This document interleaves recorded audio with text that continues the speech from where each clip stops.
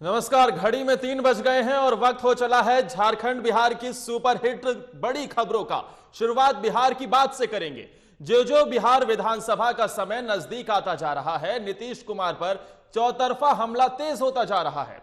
मशहूर चुनावी रणनीतिकार और नीतीश कुमार के पुराने सहयोगी प्रशांत किशोर ने अगले 100 दिनों के अंदर बिहार में अपने अभियान की शुरुआत करने की बात कही है। प्रशांत किशोर की इस घोषणा के बाद बिहार में राजनीति की दशा और दिशा दोनों ही बदल गई है।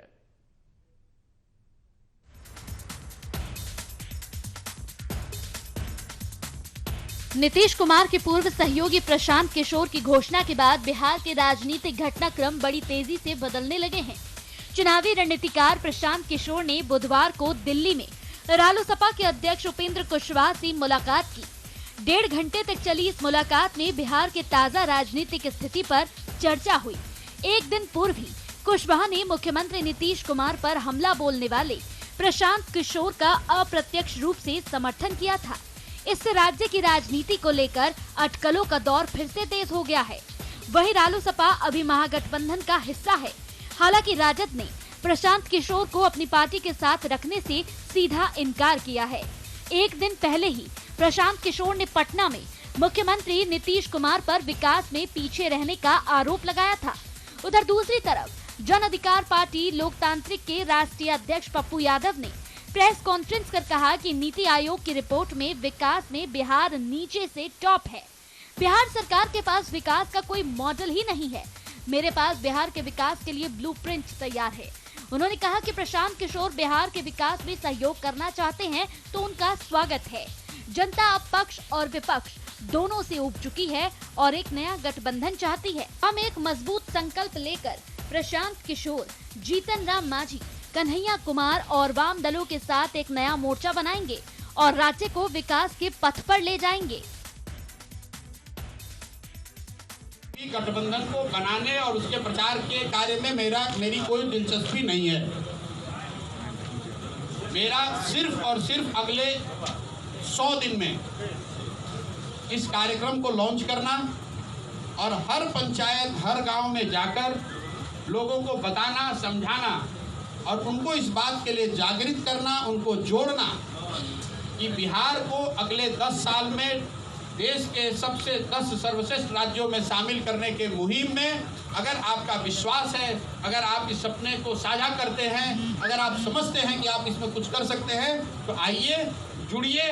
उसके बाद उसका स्वरूप क्या होगा, पार्टी बन जाएगी कि प्लेटफॉर्म बन जाएगा कि मोर्चा बन जाएगा, मुझे कोई उससे दिक्कत नहीं है। और अगर नीतीश कुमार आकर उसको लीड करना चाहते हैं तो उनका भी बहुत बहुत स्वागत। देखिए, हम लोगों ने अकेले हमने नहीं, बिहार के लोगों ने भी बहुत उम्मीद उनसे पाल रखी थी।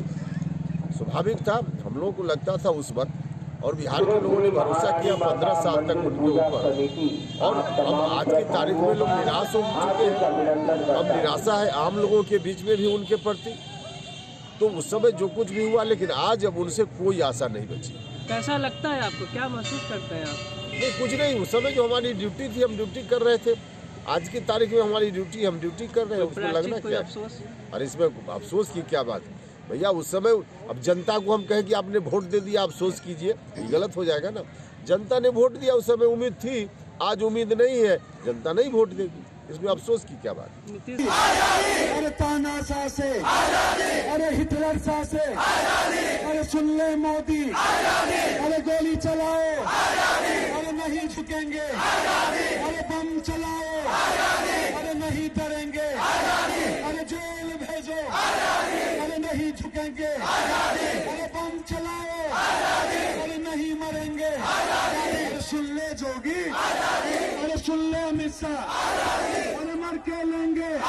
प्रशांत किशोर की शख्सियत का अंदाजा इसी बात से लगाया जा सकता है कि 100 दिनों की चुनौती देने के साथ ही बिहार के तमाम राजनीतिक हस्तियों ने बिहार के विकास के नाम पर उन्हें अपने साथ जुड़ने का आमंत्रण दे दिया है। राजद और कांग्रेस अभी तक इस मुद्दे पर अपने पत्ते नहीं खोले हैं। जिस तरह प्रशांत किशोर ने हाल ही में संपन्न हुए दिल्ली विधानसभा चुनाव में अरविंद केजरीवाल की ऐतिहासिक जीत में अपनी महत्वपूर्ण भूमिका निभाई है, उससे एक बात तो तय है कि आने वाले विधानसभा चुनावों में नीतीश कुमार की राह आसान नहीं होने वाली। ब्यूरो रिपोर्ट, साधना प्लस। और हमारे साथ जन अधिकार पार्टी के राष्ट्रीय महासचिव प्रेमचंद्र सिंह फोन लाइन पर जुड़ गए हैं। आपका बहुत बहुत स्वागत है साधना प्लस में प्रेमचंद सिंह। और चलिए, प्रेमचंद सिंह हमारे साथ लाइव जुड़े हुए हैं। प्रेमचंद जी, ये जो पूरी रणनीति है, किस दिशा में जन अधिकार पार्टी आगे की रणनीति तय कर रही है, किस दिशा में आप आगे बढ़ रहे हैं?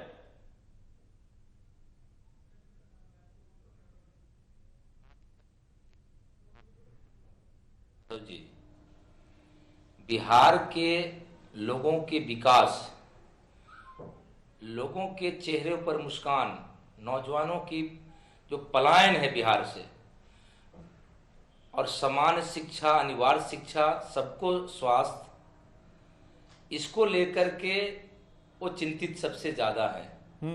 हम उस ओर हैं। इस लड़ाई में चाहे जो लोग भी आए, जन अधिकार पार्टी और जन अधिकार पार्टी के नेता पप्पू यादव जी का निश्चित तौर पर उनका जो सोच रहा है, उस सोच में सिर्फ बिहार देख रहे हैं, कौन किसके साथ क्या चल रहा है, किसका गठबंधन किसके साथ हो रहा है। हम सिर्फ बिहार और बिहारियों की चिंता करते हैं। तो क्या आपकी पार्टी प्रशांत किशोर के साथ है? जो उनका 100 दिनों का अभियान है, पूरी तरीके से उसका समर्थन करती है? देखिए, प्रशांत किशोर जी ने जो बात कही कहां से गलत है। बिहार में की जो विकास जो अरुद है, एक ही बात बार बार विपक्ष के द्वारा कि सत्ता पक्ष कुछ नहीं कर रहा है।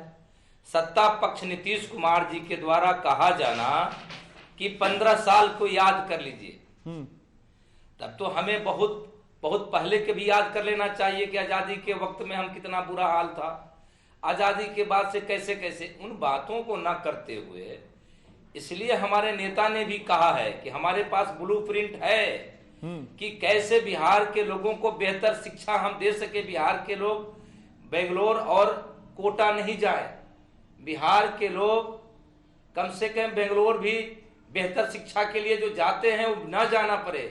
बिहार में कम से कम स्वास्थ्य को लेकर के, बीमारी हालात को लेकर के लोग जो लगातार दिल्ली एम्स को जाना पड़ता है जी, वो ना जाना पड़े। इसके लिए ब्लूप्रिंट हमारे नेता ने तैयार कर रखे हैं, कैसे यहाँ के नौजवानों को पलायन से रोका जा सके। इसके लिए नेता ने हमारे पास ब्लूप्रिंट करके रख लिए है। बिहार के नौजवानों को रोजगार मिले, इसके लिए ब्लूप्रिंट है। उन्होंने यही कहा है कि प्रशांत किशोर जी, कन्हैया जी, वामपंथ और भी अन्य सेकुलर दल जो एक बहुत बड़ा तीसरा विकल्प के तौर पर यदि बिहार की अगुवाई यदि करता है तो हम उसके साथ में हैं। जी, वही सवाल मेरा भी आपसे था कि जिस तरीके से आरजेडी ने प्रशांत किशोर को साथ ले चलने से मना कर दिया है, साथ ही उपेंद्र कुशवाहा कहते हैं कि हम उनके साथ हैं, आपकी पार्टी की भी सुप्रीमो कहते हैं कि हम प्रशांत किशोर के साथ हैं, तो क्या बिहार की राजनीति में हमें तीसरा मोर्चा देखने को मिल सकता है? और जिस तरीके से राजनीति पारा बढ़ता जा रहा है, ऐसे में जन अधिकार पार्टी अपने आप को कहां खड़ी हुई दिखाई देती है? देखिए, अब हम भी थोड़ा सा 15 साल बनाम 15 साल की बात कर लेते हैं। ठीक है। 15 साल का जो समय था वो अपराध का समय था। 15 साल का जो समय था, जो लगातार जो लोगों के मन में डर था, भूख के लिए लोग तड़प रहे थे, और यह जो 15 साल जो है माफियाओं का राज हो चुका है, इसको लेकर के बिहार का नौजवान और बिहार का आम आवाम यह तीसरे विकल्प के तौर पर सोच रहा है कि कौन सा वैसा व्यक्ति होगा जो विकास के साथ न्याय और एक वास्तविक न्याय और एक वास्तविक विकास जिसमें कोई राजनीति नहीं हो, इसको लेकर के हमारी बातों को सुने। आजकल का युवा पीढ़ी यह अपने को उन्मुक्त होकर के जीना चाहता है, एक रोजगार मुक्त बिहार देखना चाहता है, एक शिक्षा ऐसी बेहतर शिक्षा बने इसका बिहार देखना चाहता है। इसको लेकर के नौजवानों को और यहाँ के आम आवामों को यह लग चुका है कि अब बिहार में नीतीश सरकार भी, राजद की सरकार भी हम देख चुके हैं, एक तीसरी सरकार और तीसरा विकल्प कौन होगा, इसकी कवायद में बिहार के लोग भी और बिहार के नौजवान भी लगे हुए हैं। इसलिए तीसरे विकल्प की जरूरत इस बिहार में है। और इस ओर प्रेमचंद्र जी, जिस तीसरे मोर्चे का जिक्र आप करते हुए नजर आ रहे हैं, जो आप कह रहे हैं कि बिहार की सियासत में जरूर देखने को मिलेगा, लेकिन सवाल तो यह भी बनता है ना कि नेतृत्व कौन करेगा? क्या जन अधिकार पार्टी के जो सुप्रीमो हैं पप्पू यादव, वो नेतृत्व करते हुए नजर आएंगे या फिर युवा बागडोर संभालेंगे कन्हैया कुमार? देखिए, सवाल यहाँ नेतृत्व का नहीं है, सवाल बिहार का है। हम चाहते हैं नहीं तो बिहार भी तो नेतृत्व के सहारे आगे बढ़ेगा ना प्रेमचंद जी। मुख्यमंत्री के भूखे हैं ना प्रशांत किशोर जी नेतृत्व और मुख्यमंत्री के भूखे हैं, ना पप्पू यादव जी नेतृत्व और मुख्यमंत्री के भूखे हैं। इन लोगों के पास अंदर में भूख यदि है तो यह भूख है कि यहाँ बिहार के नौजवानों को रोजगार मिल सके, बिहार के भी नौजवान स्वावलंबी हो सके, बिहार के किसान भी खुशहाल जिंदगी जी सके, बिहार में बेहतर एक लॉ एंड ऑर्डर का माहौल हो, इसकी बातें इन लोगों के अंदर में है। मुख्यमंत्री जब हम चुनाव में जाएंगे और हमारा विधायक बनेगा तो विधायक दल मिलकर के चुनेंगे जो कौन मुख्यमंत्री बनेगा, लेकिन इन तीनों के अंदर में बिहार की तरक्की की भूख है। यानी बिना किसी चेहरे के आप लोग आगे बढ़ने की तैयारी में? देखिए, मुख्यमंत्री जी जो वर्तमान मुख्यमंत्री जी हैं, ये कभी सोचे थे क्या कि हम मुख्यमंत्री बन जाएंगे? एक बार 7 दिन की सरकार बनाए थे, कभी सोचे थे कि 2005 में हम मुख्यमंत्री के पूर्ण बहुमत में आ जाएंगे, 2010 में भी रिपीट कर जाएंगे? सोचे तो नहीं थे। लेकिन एक बेहतर ये इंसान लोग हैं जो बिहार के लोगों के लिए बेहतरी के लिए सोच रहे हैं, जिसमें माननीय पप्पू यादव जी, प्रशांत किशोर जी और कन्हैया कुमार हैं। इसकी बात हम कर रहे हैं। मुख्यमंत्री कौन होगा? हम सबसे ज्यादा सीट करके जीत करके आएंगे तो मुख्यमंत्री तो विधायक बनाएंगे, जनता हमें आशीर्वाद देगी, जो जिसके आशीर्वाद तौर पर हम। चलिए ठीक है प्रेमचंद जी, आप हमारे साथ जुड़े, आपने तमाम जानकारियां रखी, आपने बताया कि किस तरीके से जन अधिकार पार्टी आगे बढ़ेगी, इसके लिए आपका शुक्रिया। लेकिन कहीं ना कहीं पार्टियों को खामियाजा भी भुगतना पड़ता है अगर नेतृत्व वो सही ढंग से ना मिले तो। ऐसे में सीएम के खिलाफ पीके अभियान की शुरुआत कर रहे हैं और इसका समर्थन मिलता हुआ दिख रहा है कई विपक्षी दलों का। हालांकि जिस तरीके से अभी प्रेमचंद जी जिक्र कर रहे थे कि अगर तीसरा मोर्चा आगे आने वाले वक्त में बनता है, सेक्युलर पार्टीज का वो जिक्र कर रहे थे, तो वो कह रहे थे कि अगर सेक्युलर पार्टीज मिलकर एक तीसरा मोर्चा बनाती हैं तो हम उनके साथ खड़े हैं, हम भी साथ में चलेंगे। यानी कहीं ना कहीं महागठबंधन की फूट नजर भी आ रही है। और हमारे साथ अब वरिष्ठ संवाददाता पटना से अजय कुमार जुड़ गए हैं। अजय, महागठबंधन में कहीं ना कहीं अब एक फूट भी नजर आ रही है, तीसरे मोर्चे की कवायद तेजी से आगे बढ़ते हुए। जी बिल्कुल, कल जो है पप्पू यादव का बयान हो, चाहे जिसमें उन्होंने कन्हैया कुमार को और प्रशांत किशोर को आपस में आने की बात कही है, एक प्लेटफॉर्म पे आने की बात कही है। साथ में आप देखेंगे कि शरद यादव जिस तरह से मीटिंग करके महागठबंधन के बाकी घटक दलों को साथ, राजद और कांग्रेस के शो करके जिस तरह से मिल करके वो गए, लालू यादव से मिले। लालू यादव से मिलने के बाद उन्होंने ये सिर्फ इतना ही कहा कि देखिए नेता कौन होगा ये डिसाइड कौन करेगा, वो मिलकर बैठ के बात करेंगे। लेकिन साथ में उन्होंने एक बात कही कि राजद सबसे बड़ी पार्टी है। इस पर बाकी दलों की राय यही थी, महागठबंधन के बाकी दलों की राय यही थी कि शायद लगता है कि शरद यादव का अपना फिक्सेशन हो गया है। लेकिन कुल मिला जुला करके मांझी जो कह रहे हैं कि भाई यहाँ सब कोऑर्डिनेशन कमेटी की बननी चाहिए जिससे कि महागठबंधन के लोग आपस में काम कर सके, तो इधर उधर तो है ही, पप्पू यादव उसका महागठबंधन में नहीं है। सब मिला जुला करके अगर देखेंगे तो महागठबंधन एक मूर्त रूप अभी भी पूरी तरह से नहीं ले पाया है और लेने के पहले ही तरह के स्वर आ रहे हैं। जी आदर्श। और बिल्कुल बिहार की सियासत अलग रुख अपनाती हुई भी नजर आ रही है। अजय, तमाम जानकारी के लिए आपका शुक्रिया। राष्ट्रीय स्वयंसेवक संघ का काम समाज में समरसता लाते हुए हिंदुओं को एकजुट करना है। राष्ट्रीय स्वयंसेवक संघ रांची महानगर की तरफ से आयोजित एकत्रीकरण कार्यक्रम में स्वयंसेवकों को संबोधित करते हुए आरएसएस प्रमुख मोहन भागवत ने संघ से जुड़ी और क्या बातें कही हैं, आइए दिखाते हैं आपको इस खास रिपोर्ट के जरिए।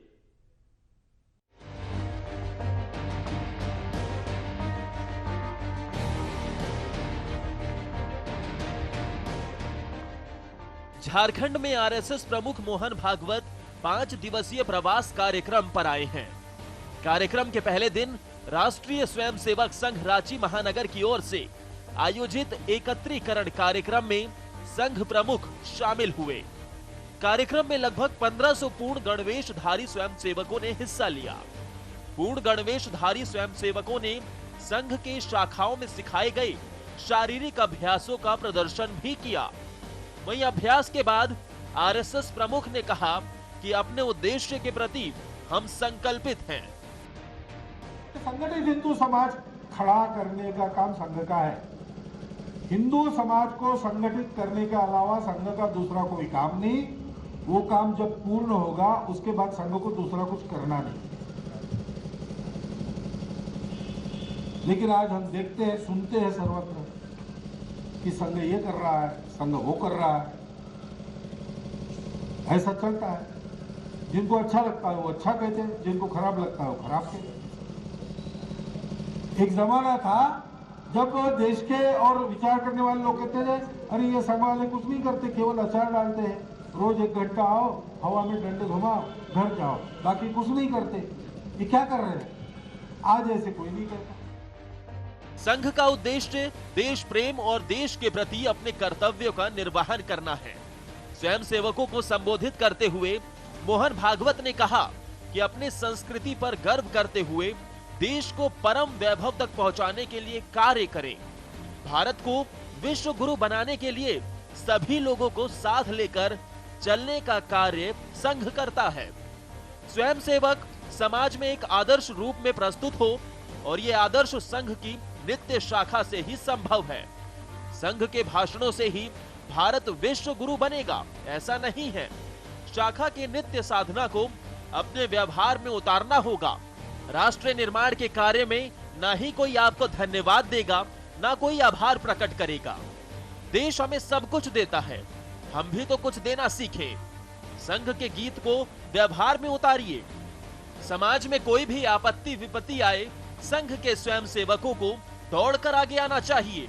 हमारा समाज संपूर्ण विश्व को कुटुंब मानता है। इस धारणा को समाज में स्थापित करना है। देने की बात करो, देश का काम है, इसमें देना ही देना है।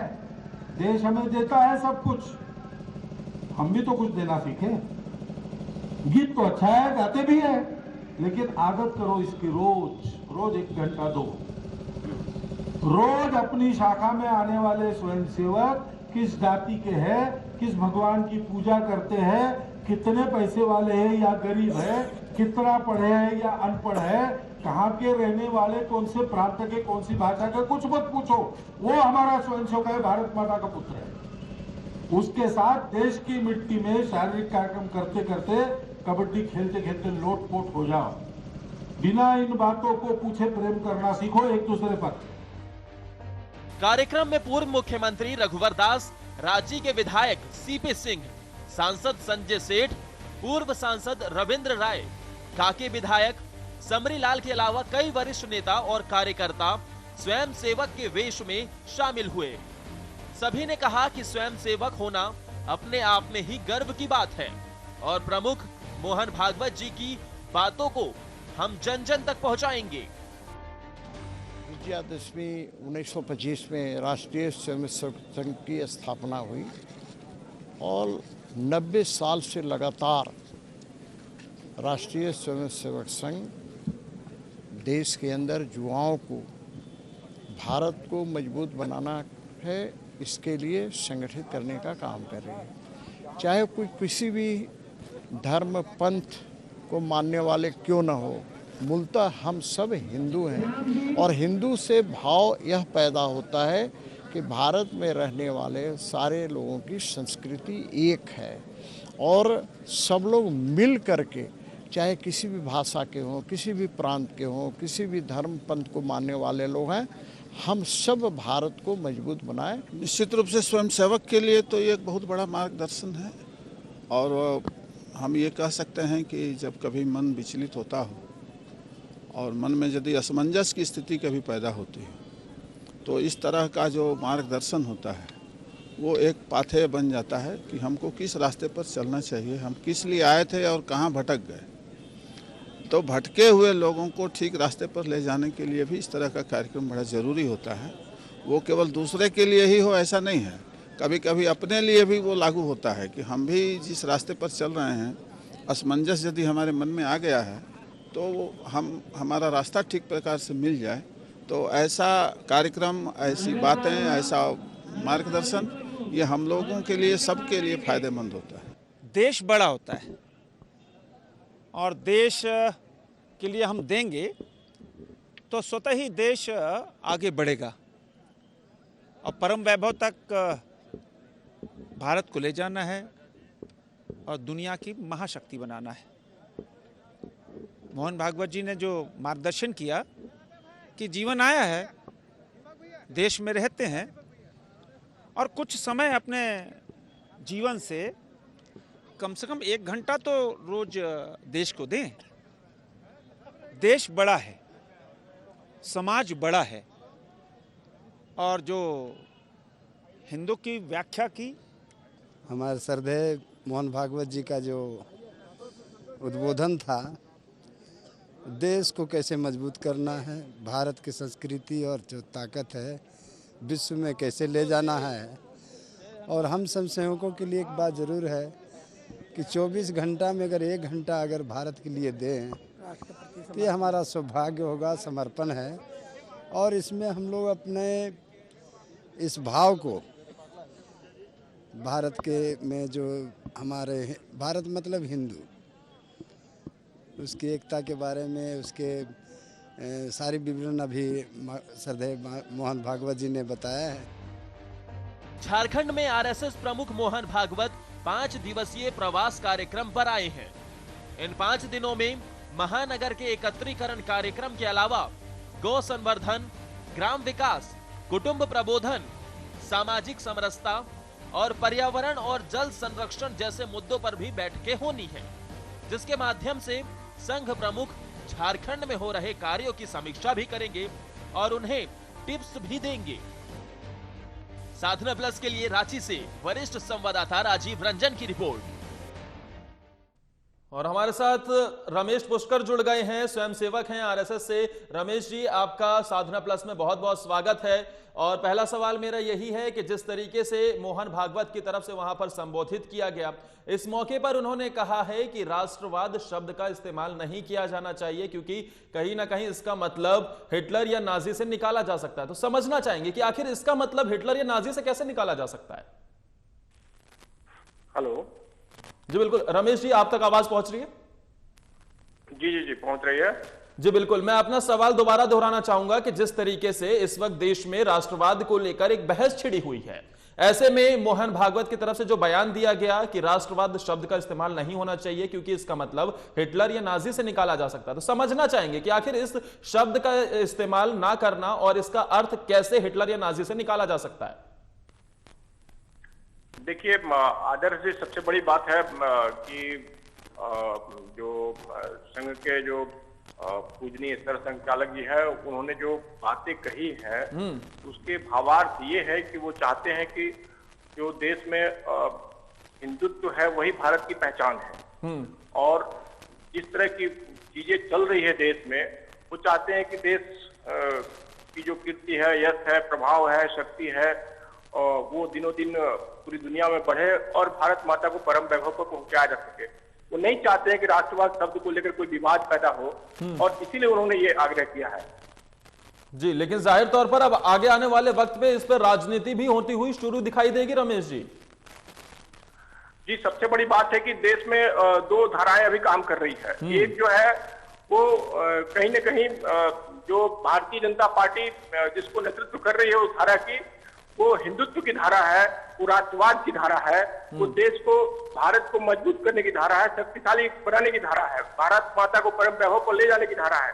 और दूसरी जो धारा है वो वोट बैंक के चलते वो कहीं न कहीं अल्पसंख्यकों का तुष्टीकरण करने की नीति पर चल रही है और विदेशों से अन्य जो भारत विरोधी शक्तियां हैं उनसे लोग ताकत लेकर के भारत में राजनीति करने का प्रयास कर रहे हैं। तो पूजनीय सर संचालक जी ने जो पहली धारा है उसी का प्रतिनिधित्व करते हुए कहा है कि देश को आगे बढ़ाना है, इसके लिए मन को बड़ा करना होगा, चलिए, मैं राजनीति से जुड़ा आपसे सवाल नहीं पूछना चाह रहा था, लेकिन रमेश जी, जिस तरीके से आपने जिक्र किया कि बीजेपी की जो विचारधारा है वो देश को एकजुट होकर करने की और विकास करने की विचारधारा है, लेकिन उसके इतर बाकी जो दल हैं वो सिर्फ और सिर्फ तुष्टीकरण की राजनीति कर रहे हैं। लेकिन ऐसे ही अगर विकास की बात होती तो झारखंड में बीजेपी को हार क्यों मिलती, दिल्ली में बीजेपी को हार क्यों मिलती? क्या वहां पर लोगों को विकास नहीं चाहिए था?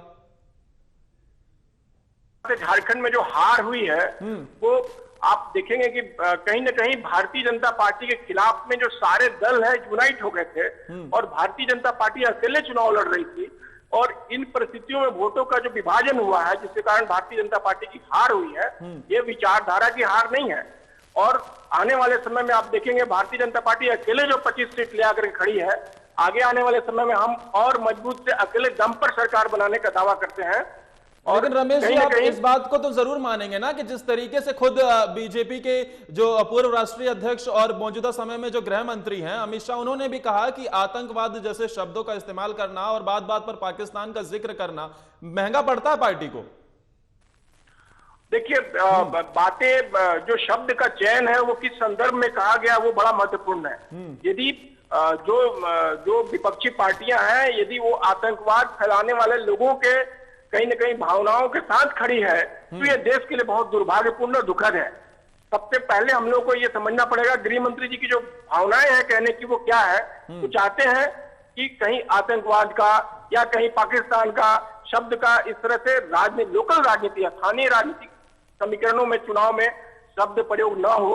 उनकी ये भावना थी उस समय दिल्ली के चुनाव में कहते समय कि स्थानीय राजनीति में इन शब्दों को मान रहे हैं कि इसका नुकसान होता है पार्टी को। जी रमेश जी, मान रहे हैं ना कि इसका पार्टी को नुकसान जरूर होता है चुनावों में? बिल्कुल। देखिए, जो राजनीति है उसमें तो एक एक शब्द के महत्व होते हैं और एक एक नारों के महत्व होते हैं। और जिस प्रकार से देश जिन परिस्थितियों में चल रहा है, एक तरफ भाजपा के या दूसरी तरफ भाजपा के सारे विरोध करने वाले लोग खड़े हैं, तो उन परिस्थितियों में भारतीय जनता पार्टी को आगे रास्ता तय करना है, आगे अपना रास्ता चीरते हुए निकलना है, मजबूत करना है। आप कैसा देख रहे हैं रास्ता आगे का बीजेपी का रास्ता, मुश्किलों भरा या फिर सब ठीक ठाक है? देखिए, बीजेपी सरकार बनाने की राजनीति नहीं करती है, हम देश की राजनीति करते हैं और देश को, भारत माता को मजबूत बनाने की राजनीति करते हैं। हमें यदि किसी लेने वाले फैसले से भारतीय जनता पार्टी को तत्काल में नुकसान हो तो हम उस नुकसान को सहने के लिए तैयार है, लेकिन हम ये चाहते हैं कि देश उससे मजबूत हो, भारत मजबूत हो, भारत माता को शक्तिशाली बनाया जा सके। और इसलिए भारतीय जनता पार्टी सही रास्ते पर चल रही है। और यदि कुछ कारणों से ऐसा चीज जो देश में उत्पन्न हो रहा है तो हम चाहते हैं कि उस देश में। चलिए ठीक है रमेश जी, वक्त की कमी के चलते हम आपसे इतनी ही बात कर पाएंगे और आपका तमाम जानकारी देने के लिए शुक्रिया। लेकिन भारत माता का जिक्र आप कर रहे थे और इसी देश को आगे बढ़ाने का जिक्र हर नागरिक करता है, हर भारतीय करता है। और इसी के साथ इस खास पेशकश में फिलहाल के लिए इतना ही। आप देखते रहिए साधना प्लस।